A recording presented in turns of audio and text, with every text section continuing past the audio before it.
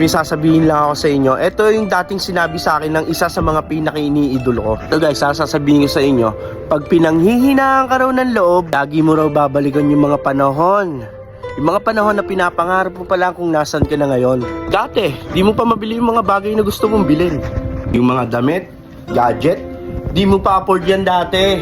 Pagkakain ka sa mga fast food, sa mga restaurant, kailangan may birthday pa. Di ka makagala kasi wala kang budget.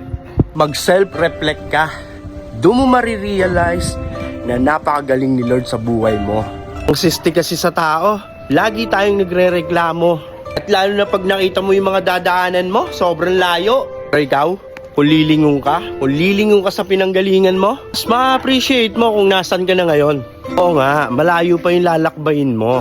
Pero sobrang layo na ng pinagdalan sa'yo ni Lord. Try nyong huminto maglakad. Tapos, lingon kayo sa likod.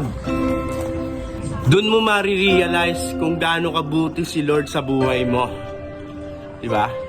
So muli, ako nga po pala si Mang Kevin na nag-iwan ng salitang maniwala ka lang sa Diyos at sipagan mo lang sa buhay.